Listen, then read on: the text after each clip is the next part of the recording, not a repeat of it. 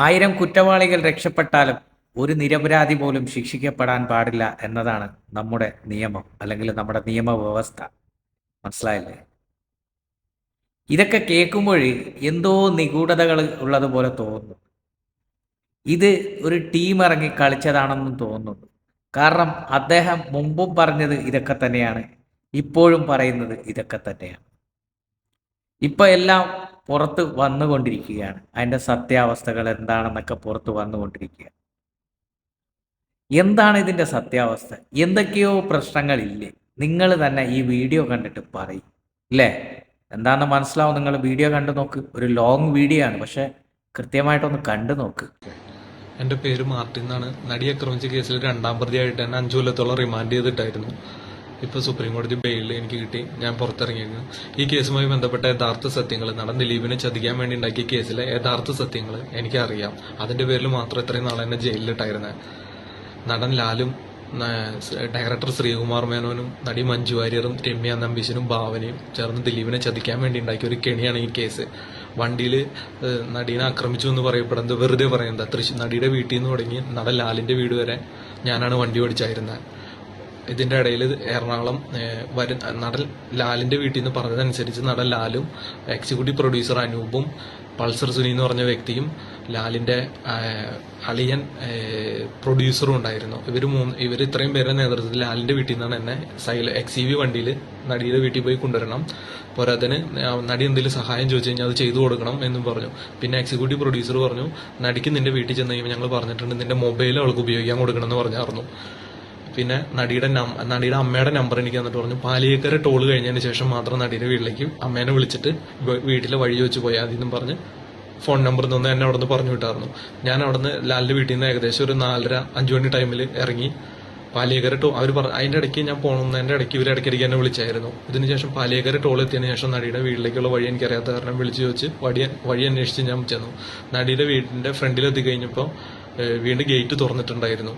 എന്നോട് വണ്ടി ഉള്ളിൽ കയറ്റിടാൻ പറഞ്ഞു. ഭാവനയും അമ്മയും അവിടെ ഫ്രണ്ടിൽ നിൽക്കണ്ടായിരുന്നു ഫോണും പിടിച്ച്. അത് കഴിഞ്ഞ് വണ്ടി അവരെ കാർ പോർച്ചിൽ കയറ്റിടാൻ പറഞ്ഞു. ഞാൻ വണ്ടി കാർ പോർച്ചിൽ കയറ്റിട്ട് വണ്ടി ഓഫാക്കി നിന്നപ്പോഴത്തേക്കും ഭാവനയുടെ അമ്മ വീടിന്റെ അകത്തേക്ക് കയറിപ്പോയി. നടി വന്ന് വണ്ടിയുടെ സൈഡിൽ ഡോറിന്റെ അവിടെ വന്നിട്ട് ഇങ്ങനെ തട്ടിയിട്ട് വണ്ടി ഡോർ ഓപ്പൺ ചെയ്യാൻ പറഞ്ഞു. ഓപ്പൺ ചെയ്തു. മാർട്ടിൻ എന്നല്ലേ നിന്റെ പേര്? എക്സിക്യൂട്ടീവ് പ്രൊഡ്യൂസർ അനൂപ് വിളിച്ചു പറഞ്ഞിട്ടുണ്ടായിരുന്നു, പുതിയ ഡ്രൈവറാ വിടുന്നുണ്ടെന്നും പറഞ്ഞ്. ഞാൻ പറഞ്ഞു അതേ ലാൽ ക്രിയേഷനിൽ നിന്ന് വന്നതെന്ന് പറഞ്ഞു. ഇത് കഴിഞ്ഞപ്പോൾ നടി വണ്ടിയിലേക്ക് കയറി എന്നിട്ട് പറഞ്ഞു, വേറെ എന്തെങ്കിലും പറഞ്ഞായിരുന്നു എന്ന് ചോദിച്ചു. അപ്പോൾ ഞാൻ പറഞ്ഞു എന്റെ ഫോൺ മേഡത്തിന് തന്നെ എക്സിക്യൂട്ടീവ് പ്രൊഡ്യൂസർ അനൂപ് പറഞ്ഞിട്ടുണ്ടായിരുന്നു എന്ന് പറഞ്ഞു. ഞാൻ അന്ന് മാർട്ടിൻ പറഞ്ഞനുസരിച്ച് ഫോണും തരാൻ പറഞ്ഞു. എന്റെ ഫോൺ ഞാൻ കൊടുത്തു. ഇത് കഴിഞ്ഞ് എന്നോട് പറഞ്ഞു വണ്ടി സ്റ്റാർട്ടാക്കിയിട്ട് ഗ്ലാസ് എല്ലാം കയറ്റിട്ടിട്ട് മാർട്ടിൻ കുറച്ചു നേരം ഒന്ന് പുറത്തിറങ്ങി നിൽക്കാൻ പറഞ്ഞു. നടി പറഞ്ഞതനുസരിച്ച് ഞാൻ നടിയുടെ വീട്ടിൽ വെച്ച് തന്നെ വീടിന്റെ പുറത്തിറങ്ങി നിന്നു. അത് കഴിഞ്ഞ് ഏകദേശം ഒരു അരമണിക്കൂറോളം നടി ഉള്ളിൽ നിന്ന് ഫോണിൽ സംസാരിക്കണ്ടായി. എന്താ സംസാരിച്ചതെന്നൊന്നും എനിക്കറിയില്ല. ഇത് കഴിഞ്ഞതിന് ശേഷം എന്നോട് ഗ്ലാസ്സുമ്പോൾ കൊട്ടിയിട്ട് പറഞ്ഞു വണ്ടി കയറാൻ പറഞ്ഞു. ഞാൻ വണ്ടി കയറിയപ്പോൾ നടി എന്നോട് പറഞ്ഞു വണ്ടി ഓഫ് ചെയ്ത് മാറ്റി ഞാൻ പോയി ഡ്രസ്സ് മാറിയിട്ട് വരാം, നമുക്ക് എറണാകുളത്തേക്ക് പോകാമെന്ന് ആദ്യം പറഞ്ഞ. എറണാകുളത്തേക്ക് പോകാമെന്നും പറഞ്ഞു നടി എന്റെ ഫോണും പിടിച്ചുകൊണ്ട് തന്നെ വീടിന്റെ അകത്തേക്ക് കയറിപ്പോയി. ഇത് കഴിഞ്ഞ് ഏകദേശം ഒരു അരമണിക്കൂർ മേലെടുത്തു വീട്ടിൽ നിന്ന് ഇറങ്ങാനായിട്ട്. 2 കളർ ബാഗ് ഉണ്ടായിരുന്നു, ഒരു ബ്ലാക്ക് കളർ ബാഗും ഒരു റെഡ് കളർ ബാഗും. ഈ റെഡ് കളർ ബാഗിൽ പൈസയായിരുന്നു. കുറച്ച് പൈസയെ പോകുന്ന വഴിക്ക് അത്താണിയിൽ വെച്ച് എന്റെ സുഹൃത്തുക്കൾ വരും, അവർക്ക് കൊടുക്കാനെന്ന് പറഞ്ഞു. നെടുമ്പാശ്ശേരി എയർപോർട്ടിലേക്ക് തിരിയണ സിഗ്നലിന്റെ അവിടെ വെച്ച് ശരി എന്ന് പറഞ്ഞു. ആ വണ്ടിയിൽ എടുത്ത് കയറ്റി വയ്ക്കാൻ പറഞ്ഞു. അങ്ങനെ ഞാൻ കയറ്റി വെച്ചു. നടി എൻ്റെ ഒപ്പം പിറകിലെ സീറ്റിൽ വണ്ടിയിൽ കയറി. ഇത് കഴിഞ്ഞ് വണ്ടി അവിടെ നിന്ന് എടുത്തു. ഈ സമയത്തൊന്നും എന്റെ ഫോൺ എന്റെ തന്നെ ഇല്ല, നടിയുടെ കയ്യില്ല. പോരുന്ന വഴിക്ക് നടി ഒരുപാട് ഫോണിൽ സംസാരിച്ചിട്ടുണ്ട്. 3 ഫോൺ നടിയുടെ കയ്യിൽ ഭാവനയുടെ കയ്യിൽ വേറെ ഉണ്ടായിരുന്നു. ഈ ഫോണിൽ നിന്ന് മാറി മാറി സംസാരിക്കണ്ടായി. പിന്നെ വീണ്ടും എന്നോട് പറഞ്ഞു നെടുമ്പാശ്ശേരി എയർപോർട്ടിലേക്ക് തിരിയണ സിഗ്നലിന്റെ അവിടെ എത്തിക്കഴിയുമ്പോൾ എന്നോട് പറയണം എന്റെ സുഹൃത്തുക്കൾ അവിടെ വന്നിട്ടുണ്ട്, അവരൊന്ന് മീറ്റ് ചെയ്യണം എന്ന് പറഞ്ഞു. നടി പറഞ്ഞതനുസരിച്ച് വരുന്നതിന്റെ ഇടയിൽ പിന്നെ പയ്യെ പോയാൽ മതി എന്ന് എന്നോട് പറഞ്ഞായിരുന്നു. വരുന്നതിന്റെ ഇടയിൽ നെടുമ്പാശ്ശേരി എയർപോർട്ട് സിഗ്നലിന്റെ അവിടെ വെച്ച് വണ്ടി നിർത്താൻ പറയണമെന്ന് പറഞ്ഞായിരുന്നു. ഞാൻ പറഞ്ഞു സിഗ്നലിൽ എത്തി കഴിഞ്ഞപ്പോൾ. അവിടെ 2 വണ്ടിയിൽ, ഒരു ഇന്നോവയിലും ഒരു സ്വിഫ്റ്റ് ഡിസൈർ കാറിലും 2 വണ്ടി അവിടെ വന്ന് കിടക്കണ്ടായിരുന്നു ലെഫ്റ്റ് സൈഡിലായിട്ട്. വണ്ടി പാർക്ക് ലൈറ്റ് ഓൺ ആക്കി അവിടെ നിർത്തിയായിരുന്നേ. കഴിഞ്ഞാൽ എന്റെ ഫ്രണ്ട്സാണ്, അവർ ആ വണ്ടിയുടെ അവിടെ ചവിട്ടി നിർത്താൻ പറഞ്ഞു. അപ്പോഴത്തേക്കും വണ്ടി പയ്യെ സ്ലോ ആക്കിയായിരുന്നു. ഞാൻ ലെഫ്റ്റ് സൈഡ് ചവിട്ടി ഒതുക്കി നിർത്തി കഴിഞ്ഞപ്പോൾ ആ സ്വിഫ്റ്റ് കാറിൽ നിന്ന് 3 പേര് ഇറങ്ങി വന്നായിരുന്നു. 3 പേര് ഇറങ്ങി വന്നിട്ട് 2 പേര് വണ്ടി കയറി സൈഡിൽ. അപ്പം അവനെ സൈഡിലേക്ക് നീങ്ങിയിരുന്നു. എന്റെ സുഹൃത്തുക്കളാണെന്ന് എന്നോട് പറഞ്ഞു. പിന്നെ നടിയാണ്, അതുകൊണ്ട് ഞാൻ വേറെ ഒന്നും ചോദിക്കാനൊന്നും നിന്നില്ല. അവർ പറയുന്നതനുസരിച്ച് കാര്യങ്ങൾ ചെയ്യണം. ഞാൻ ജോലിക്കാരനാ. അവർ സൈഡിലേക്ക് കയറിയിരുന്നു. എന്നോട് പറഞ്ഞു ഈ റെഡ് കളർ ബാഗ് എടുത്ത് ആ വണ്ടിയിൽ കൊണ്ടുകൊടുക്കാൻ പറഞ്ഞു, ഫ്രണ്ടിൽ കിടക്കണം സ്വിഫ്റ്റിലേക്ക്.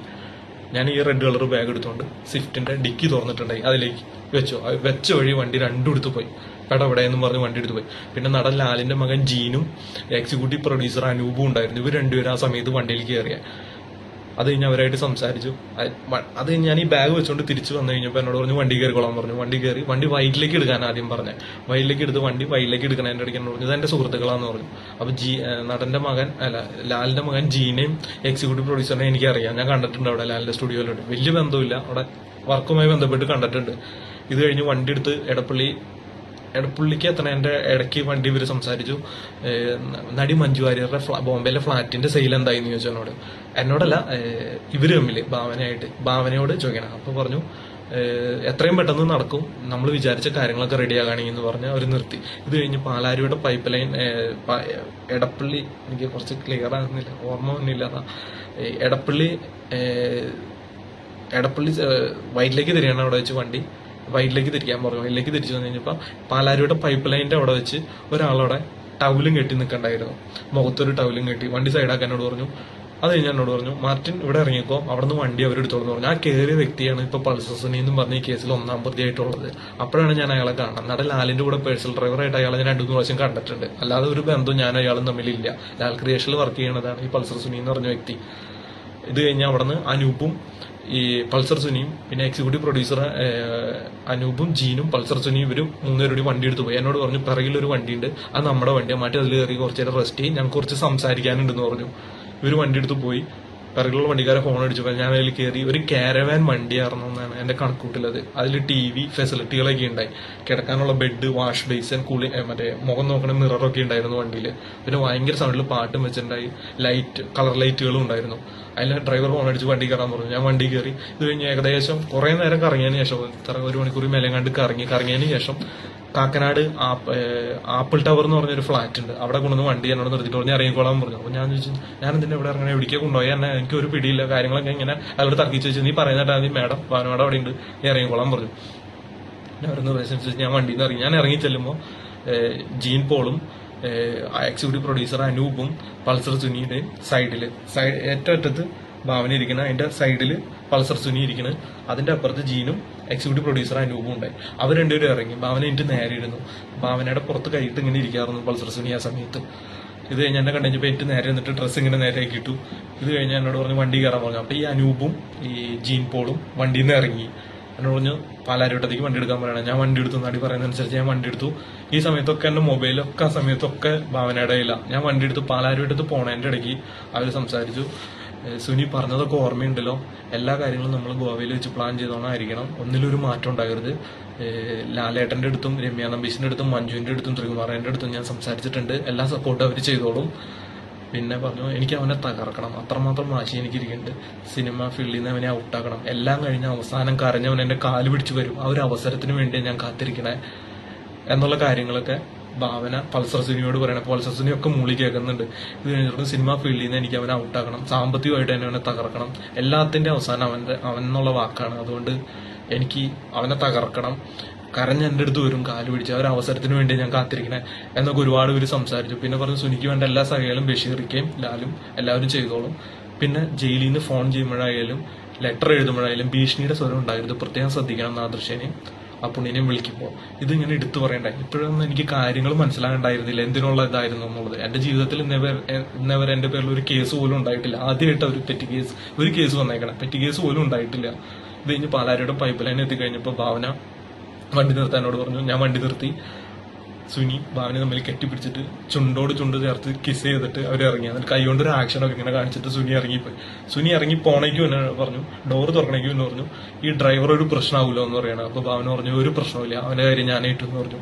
ഇത് കഴിഞ്ഞ് അവിടെ നിന്ന് സുനി, പൾസർ സുനി എന്ന് പറഞ്ഞ വ്യക്തി പോവാണ്. ഇത് കേസിന് പിടിച്ചു കഴിഞ്ഞപ്പോഴാണ് പൾസർ സുനി എന്നുള്ള വ്യക്തിയാണെന്നുള്ളത് എനിക്ക് അറിയാൻ പറ്റിയ. ഇത് കഴിഞ്ഞ് ഒരു പൾസർ സുനി ഇറങ്ങിപ്പോയതിനു ശേഷം എന്നോട് ഭാവന പറഞ്ഞു നേരെ ലാലേന്റെ വീട്ടിലേക്ക് വണ്ടി വിടാൻ പറയാണ്.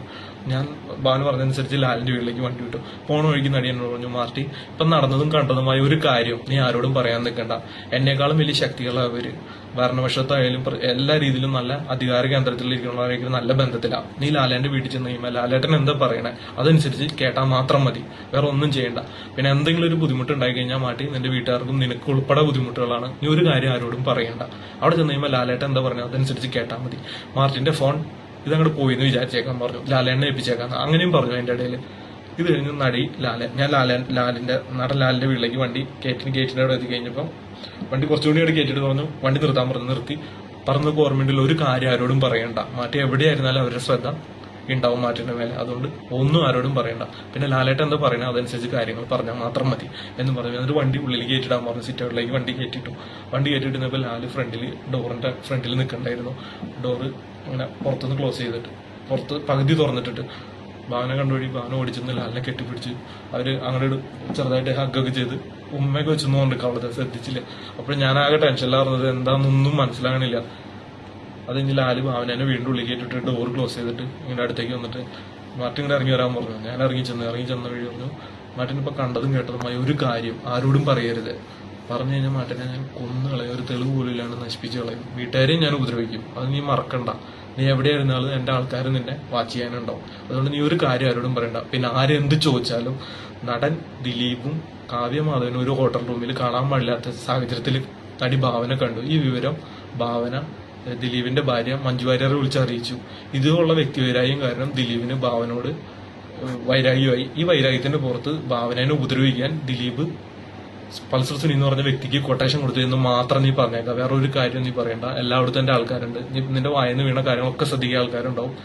പിന്നെ എല്ലാ കാര്യവും ഞാൻ പറയുമ്പോൾ മതി, വേറെ ഒരു ആരെന്ത് ചോദിച്ചാലും ഇത് മാത്രം പറഞ്ഞാൽ മതി എന്നും പറഞ്ഞ് അവിടെ എന്നെ മാറ്റി എടുത്തിട്ട് കഴുത്തിന് പിടിച്ചിട്ട് അങ്ങനെ 2 കുലുക്കിട്ട് പറഞ്ഞു കേട്ടാ എന്നൊക്കെ പറഞ്ഞ് കുറെ ഭീഷണിപ്പെടുത്തി. ആളുകൊണ്ടും ആൾബലം കൊണ്ടും പൈസയും കൊണ്ടുള്ള സ്വാധീനം എനിക്കുണ്ടെന്നൊക്കെ പറഞ്ഞ് കുറെ ഡയലോഗുകൾ പുള്ളി അടിച്ചായിരുന്നു. സ്മോൾ കഴിച്ചിട്ടുണ്ടായിരുന്നു, സ്മോളിന്റെ മണം ഉണ്ടായിരുന്നു പുള്ളിയുടെ വായിന്ന്.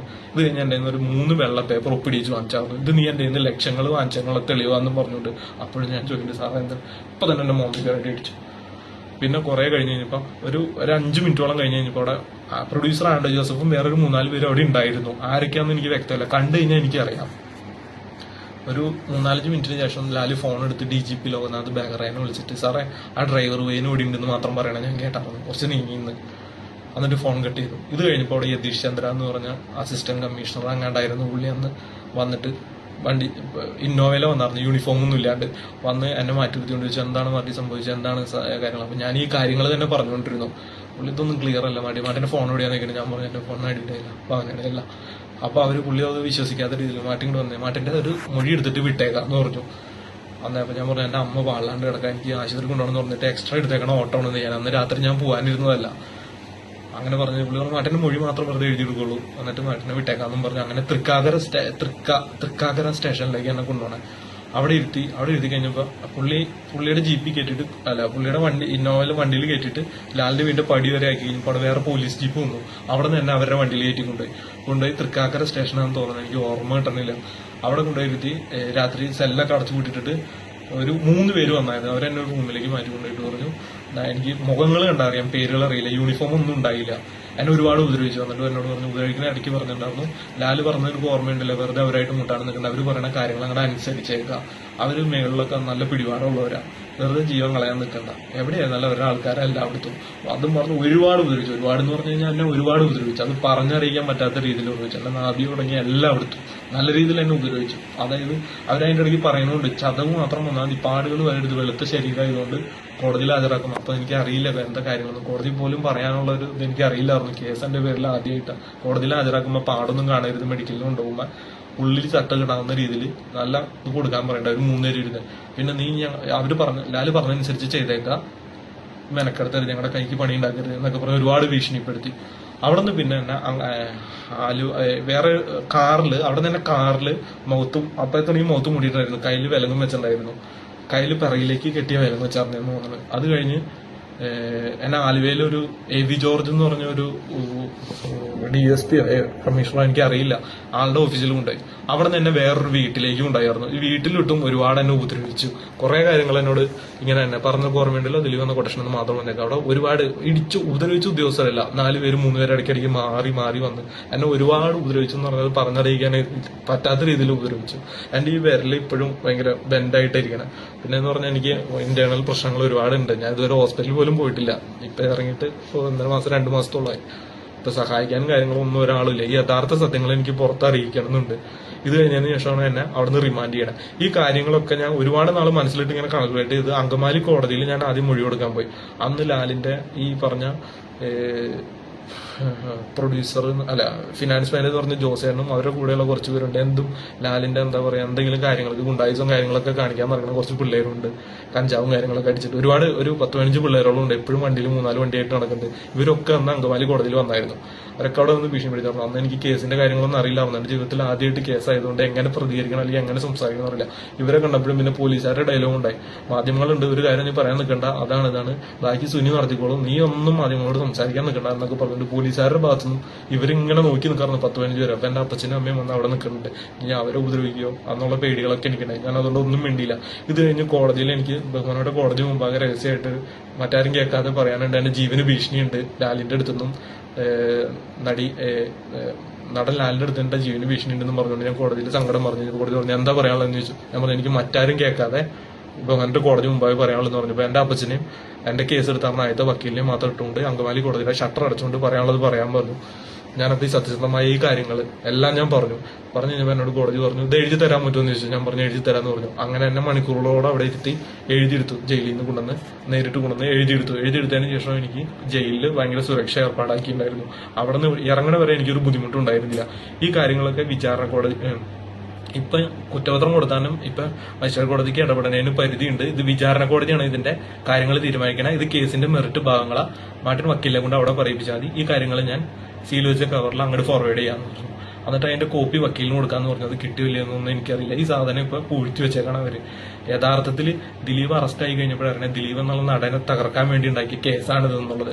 ഇതാണ് യഥാർത്ഥ സത്യങ്ങൾ. ഇതെനിക്ക് പൊതുസമൂഹത്തിനെയും ബഹുമാനപ്പെട്ട കോടതി മുമ്പാകെയും ദിലീപിനെ അറിയിക്കണമെന്നുണ്ട്. ഒരു നിവർത്തിയില്ല. ഞാനൊരു സാധാരണക്കാരനാണ്. ഇനി എന്റെ ജീവനെ എന്ത് സംഭവിച്ചാലും അതിന്റെ പരിപൂർണ്ണ ഉത്തരവാദിത്വം നടൻ ലാലിനും ശ്രീകുമാർ മേനോനും മഞ്ജു വാര്യർക്കും രമ്യ നമ്പീശനും ഭാവനയ്ക്കും ആയിരിക്കും. മാർട്ടിൻ എങ്ങനെയാണ് ലാലുമായിട്ട് പരിചയമായത്? നടൻ ലാലിന്റെ കൂടെ ഞാൻ ജൂനിയർ ആർട്ടിസ്റ്റൊക്കെ ആയിട്ട് വർക്ക് ചെയ്ത സിനിമാ ഫീൽഡിൽ പോകാറുണ്ടായിരുന്നു. അവിടെ നിന്ന് ലാൽ ക്രിയേഷനിലെ ഒരു പ്രൊഡക്ഷൻ കൺട്രോളറായിട്ട് ബന്ധപ്പെട്ട് അങ്ങനെ ഇടയ്ക്കിടയ്ക്ക് വിളിക്കാറും സംസാരിക്കാറുണ്ട്. അപ്പൊ എന്നോട് പറഞ്ഞു ഡ്രൈവറായിട്ട് വരാമോ എന്ന് ചോദിച്ചു. ഞാൻ പറഞ്ഞു അങ്ങനെ വരാമെന്ന് പറഞ്ഞു. അങ്ങനെ ജോലി ഇല്ലാത്തപ്പോൾ അതിന്റെ സമയത്ത് ഞാൻ പാർട്ട് ടൈം പഠിക്കാനും ജോലിയായിട്ട് പോവായിരുന്നു. അങ്ങനെ പോയി പരിചയം കഴിഞ്ഞപ്പോൾ എന്നെ വീട്ടിലെ പേഴ്സണൽ ഡ്രൈവറും കാര്യങ്ങളും 4 വർഷത്തോളം നടൻ ലാലിന്റെ കൂടെ. ആ വിശ്വാസത്തിന്റെ പേരിൽ വേറെ എന്തെങ്കിലും ഇതുപോലത്തെ അവിടെ അനുഭവങ്ങൾ ഉണ്ടായിട്ടുണ്ട്? നടൻ ലാലിന് ഒരുപാട് ഇല്ലീഗൽ ബിസിനസ്സുകളുണ്ട്. ഒരുപാട് എന്തൊക്കെയാണ്? ഒരുപാട് എന്ന് പറഞ്ഞു കഴിഞ്ഞാൽ എടുത്തു പുറത്ത് പറയാത്ത രീതിയിൽ കുഴപ്പണ ഇടപാടുകളും ഗോൾഡിന്റെ ബിസിനസ്സുകളും ഒരുപാടുണ്ട്. ഒരുപാട് സ്ഥലത്ത് തന്നെ വിട്ടിട്ടുണ്ട് എയർപോർട്ടിൽ നിന്നൊക്കെ കളക്ട് ചെയ്ത് കൊണ്ടുവരാനൊക്കെ ആയിട്ട്. അപ്പൊ ഞാൻ വിശ്വസ്തയോടെ കോടികളുടെ സാധനങ്ങളൊക്കെ ഉണ്ട്. വിശ്വസ്തയോടെ ഞാൻ കൊണ്ടുവന്ന് ഏൽപ്പിക്കാറുണ്ട്. അത്രയും വിശ്വാസമായിട്ട് നിന്ന് എന്നെയാണ് ചതിച്ച് ഇത്രയും കൊല്ലം ജയിലിലിട്ടത്. അപ്പം ഭാവനയ്ക്ക് യാതൊരു ഉപദ്രവവും അതിനകത്ത് ഉണ്ടായിട്ടില്ല. സത്യസന്ധമായ കാര്യം. ഒരു വീഡിയോ ആരും എടുത്തിട്ടില്ല. ഇല്ല, ഒന്നും ഉണ്ടായിട്ടില്ല. പിന്നെ ഇപ്പൊ ഉണ്ടെന്ന് പറയുന്നത് കോടതി കൊടുത്തേക്കണെന്ന് അവർ പറയണത് ഇവര് ഗോവയിൽ ഈ ഷൂട്ടിങ്ങുമായി ബന്ധപ്പെട്ട് പൾസർ സുനി ഉൾപ്പെടെ ലാൽ ഉൾപ്പെടെ ജീൻ പോൾ ഉൾപ്പെടെ എല്ലാവരും ഇവർ ഒരുമിച്ചുണ്ടായി എന്ന് പറഞ്ഞു. അതിന്റെ മുന്നത്തെ ഒരാഴ്ചകളിൽ ഇതിങ്ങനെ റൂമിൽ വെച്ച് എടുത്തേക്കണതാണോ എന്നൊരു സംശയമുണ്ട് ആ വീഡിയോകള്. അല്ലാതെ ഈ പറയുന്ന മാധ്യമങ്ങൾ പറഞ്ഞുണ്ടാക്കുന്ന രീതിയിൽ ഒരു സാധനമല്ല. ഞാൻ ദൃക്സാക്ഷിയാണ്. നടൻ ദിലീപിനെ തകർക്കാൻ വേണ്ടി ഉണ്ടാക്കിയ ഒരു കേസാണ് 100%. ഭാവനയ്ക്ക് ഇത്രയും ദേഷ്യം വരാൻ കാര്യം ഭാവനേനെ കല്യാണം കഴിക്കണം എന്തോ ഒരു ഇത് നിൽക്കണം. അതിന്റെ ഇടയ്ക്കാണ് കാവ്യനെ കല്യാണം കഴിച്ചതെന്ന് പറയുന്നത്. പിന്നെ സാമ്പത്തിക ബുദ്ധിമുട്ടുകൾ എന്തോ ഉണ്ടായിന്ന് പറയുന്നത്. പിന്നെ മഞ്ജു വാര്യറിന് ഓട്ടോമാറ്റിക്കലി ദിലീപിനോട് ദേഷ്യം ഉണ്ടായിരുന്നു. പിന്നെ മഞ്ജുവിന് കൈയുണ്ട്. മഞ്ജു വാര്യർ, ദിലീപ്, ശ്രീകുമാർ മേനൻ എന്ന് പറഞ്ഞ ഡയറക്ടർ, നടൻ ലാൽ, പിന്നെ ഭരണപക്ഷത്തിരിക്കുന്ന ഒരുപാട് പേരുണ്ട്. അവരുടെ പേരുകൾ പറയാൻ എനിക്ക് ഭയങ്കര ബുദ്ധിമുട്ടുണ്ട്. ഇപ്പൊ എന്റെ ജീവന് തന്നെ ഭീഷണിയായിട്ട് നിൽക്കണം ഞാൻ. ഈ എല്ലാ കാര്യങ്ങളും ഞാൻ ബഹുമാനപ്പെട്ട കോടതി മുമ്പാകെ സത്യസന്ധമായിട്ടെല്ലാം പറഞ്ഞതാണ് അതിൽ അവിടെ എഴുതിയിട്ടുണ്ട്. വിചാരണ കോടതിയിൽ വരുമ്പോ താൻ സേഫ് ആവും. ഞാൻ തെറ്റ് ചെയ്തിട്ടില്ല. ആ ഒരു വിശ്വാസം. അതല്ല, വിചാരണ കോടതിയിൽ താൻ സത്യം മാത്രമേ പറഞ്ഞിട്ടുള്ളൂ. സത്യം മാത്രമേ പറഞ്ഞു. അത് അവരവിടെ രജിസ്റ്റർ ആയിട്ട് എഴുതിയിട്ടുണ്ടെന്നുള്ളതാണ് തന്റെ വിശ്വാസം. എങ്ങനെയാണെന്ന് എനിക്കറിയാം. ലാലിന് വേറെ എന്തൊക്കെ വിശേഷം ഈ സിനിമയായിട്ട് ബന്ധപ്പെട്ട്? ലാലിന് ഒരുപാട് അണ്ടർവേൾഡ് ബിസിനസ്സുകളുണ്ട്. അതിന് ദിലീപിനോട് ഇത്രയധികം ദേഷ്യം വരാൻ കാരണം അറിയില്ല. പേഴ്സണൽ വിഷയങ്ങൾ എനിക്കറിയില്ല. ഭാവനെ സഹായിക്കാൻ വേണ്ടി ചെയ്ത ഇവരെല്ലാവരും ദിലീപിനോട് ദേഷ്യമുള്ള വ്യക്തികളെല്ലാവരും കൂടി ഒരുമിച്ച് ഒറ്റക്കെട്ടായിട്ട് നിന്ന് ദിലീപ് വീണ് കഴിഞ്ഞപ്പോൾ അടിച്ചേക്കണമെന്നാണ് ഈ കേസിൽ കണ്ടേക്കണത്.